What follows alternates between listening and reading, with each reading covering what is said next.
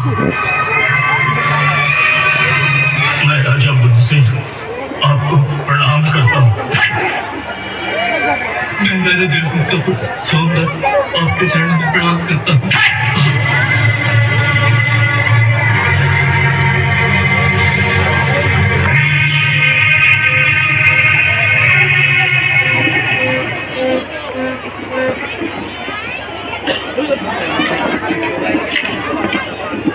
मैं अश्वत्थामा का पुत्र जनक भगवान परशुराम के चरणों में प्रणाम करता हूँ।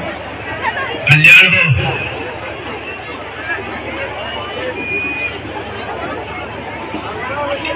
ये है मेरी पुत्री सीता, आपका आशीर्वाद चाहती हूँ।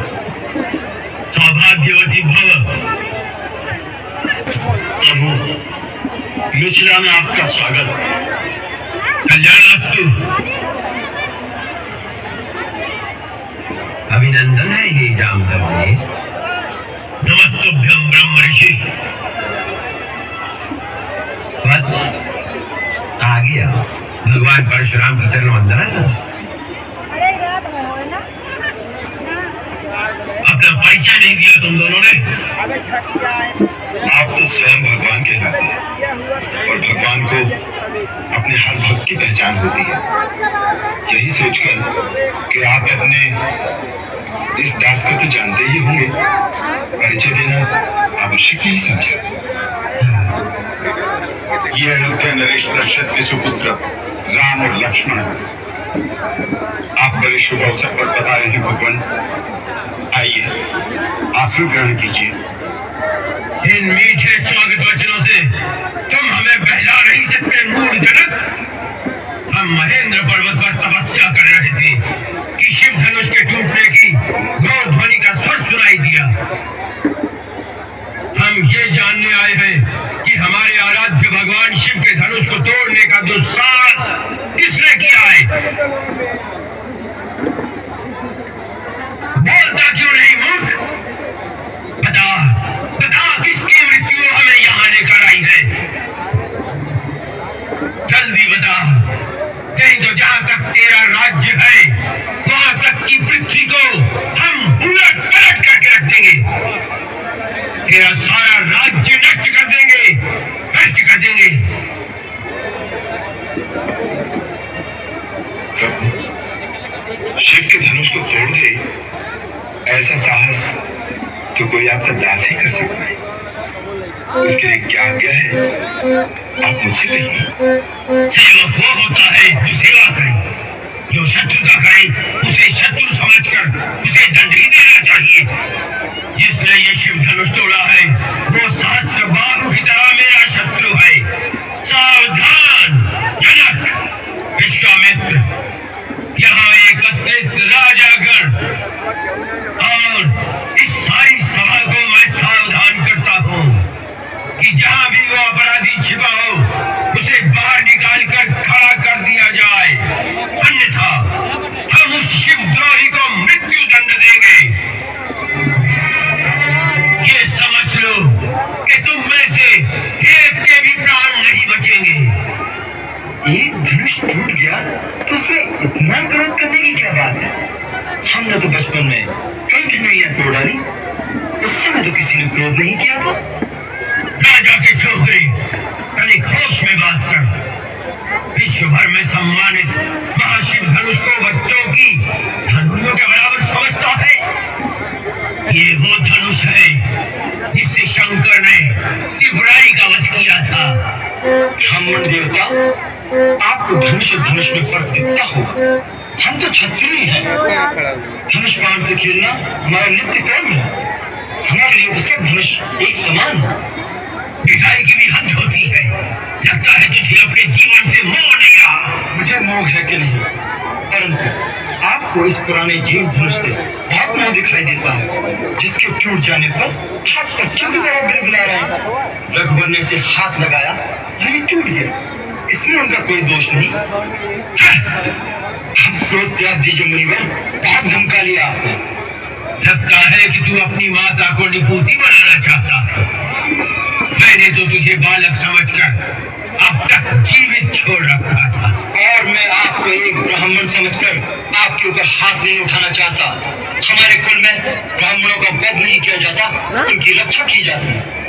शठ अशिष्ट निरंकुश बालक, कदाचित तूने मुझे केवल एक वेद पाठी ब्राह्मण समझ रखा है। तू नहीं जानता कि मैं क्षत्रिय कुल नाशक, बाल ब्रह्मचारी, अति क्रोधी वह परशुराम हूँ जिसने कई बार इस पृथ्वी को क्षत्रियों से विहीन कर दिया। क्षत्रिय राजाओं का सकल नाश करके यह पृथ्वी बार बार ब्राह्मणों को दान करती है।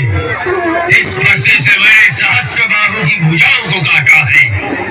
इसी फरसे से मैंने बार बार क्षत्रियों का लहू पिया है और आज तुम्हारे लहू से इस फरसे की प्यास बुझाई जाएगी। आप बार बार मुझे डरा रहे हैं। ऐसा लगता है जैसे एक बालक फूंक मारकर पर्वत उड़ाने की चेष्टा कर रहा हो। ब्राह्मण देवता जो वीर होते हैं वो अधिक बातें नहीं करते, प्यार करते हैं। ये कायर पुरुषों की निशानी है कि युद्ध करने की बजाय वो अपनी शान में बड़ी बड़ी बातें बगाड़ने लगते हैं। विश्वामित्र, यदि इस उद्दंड बालक की रक्षा चाहते हो तो इसे हमारी आंखों से दूर ले जाओ। आप आंखें बंद कर लीजिए प्रभु, मैं दिखाई नहीं दूंगा। विश्वामित्र, इसे हमारे क्रोध और पराक्रम की शक्ति बताओ। अपनी गुण गाथा आप स्वयं इतनी अच्छी सुना लेते हैं कि दूसरे की आवश्यकता ही नहीं। अभी तक अपनी महान गाथा गाते गाते दिल नहीं भरा हो तो सुना लीजिए कि किस तरह आपने एक कर्तव्यवीर कुमार के दोष पर क्रोध में आकर लाखों निर्दोष क्षत्रियों को संहार कर दिया। पिता का ऋण कैसे चुकाया, माता का गला इस फरसे से कैसे काट दिया। सुनाइए सुनाइए अपने महान कार्यों की पूर्ण कथा। बस बात हो गया, अब कोई मुझे दोष न देना। ये बालक अब निश्चय ही मरणहार है। आश्चर्य है कि मेरे कुठार के सामने आकर भी अब तक जीवित कैसे रहा ये। मुझे भी आश्चर्य है कि मेरे देवतुल भैया को मृत्युदंड देने की बात कोई मेरे सामने करे और वो मेरे बाणों से अब तक बचा है।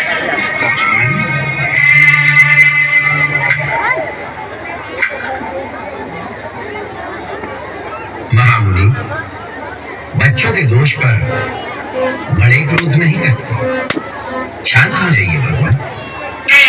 चुप रहो कौशिक नंदन। आपको क्रोध शोभा नहीं देता भगवान।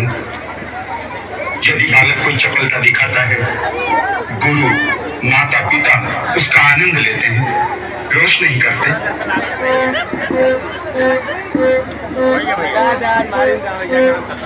भगवान, आप तो सहज सुझाव, बालक की बातों पर ध्यान मत दें। और फिर उसने तो आपका कोई अपराध नहीं किया। आपका अपराधी मैं। मेरे ही हाथ से ये धनुष भंग हुआ। यदि दंड देना है तो मुझे दीजिए।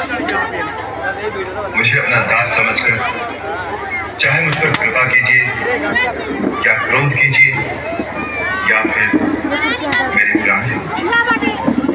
जिस प्रकार भी आपका ये क्रोध शांत हो सके, मैं वो उपाय करने को तैयार हूं।